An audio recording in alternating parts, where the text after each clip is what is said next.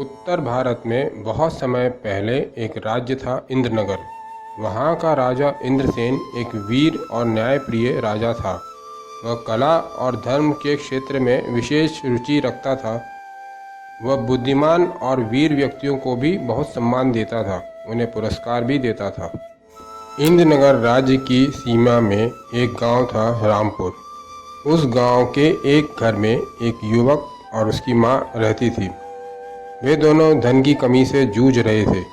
युवक गांव में ही छोटे मोटे काम करके अपना और अपनी मां का भरण पोषण करता था।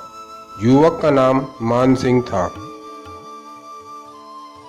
युवक में एक खास गुण था कि वह बुद्धिमान बहुत था।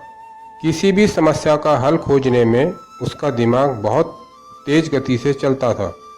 वह अपनी बुद्धिमानी से गांव के लोगों की समस्या का हल खोज लेता था। उसके इस गुण के कारण गांव के लोग उसका बहुत सम्मान करते थे। अक्सर गांव वाले और उसकी माँ उसे कहते थे कि तू इतना बुद्धिमान है, तुझे राजा के पास जाना चाहिए। राजा बुद्धिमान व्यक्तियों का सम्मान करते हैं, क्या पता तुम्हें अपने यहाँ कोई काम दे दें। मगर मान सिंह अपनी माँ को अकेला छोड़कर जाना नहीं चाहता था, इसलिए वो हमेशा इन बातों को टाल देता था। एक दिन उसकी माँ ने उसे बहुत समझाया।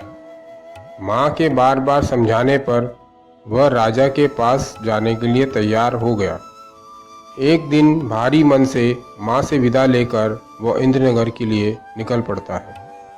इंद्रनगर पहुंचकर वह सोचने लगता है कि राजा से कैसे मिला जाए, क्योंकि ऐसे तो पहरेदार उसे अंदर जाने नहीं देंगे। इसी उधेड़-बुन में वह एक पान की दुकान पर बैठ जाता है। इधर महल में इंद्रसेन को पान खाने का बहुत शौक था। अक्सर उसका एक सेवक राजा के लिए तरह तरह के पान बनाकर राजा को देता था और राजा भी बहुत खुश होकर पान खाया करता था। लेकिन राजा तो राजा ही होता है, वो किस बात पे खुश हो जाएगा और किस बात पर क्रोधित हो जाएगा कह नहीं सकते।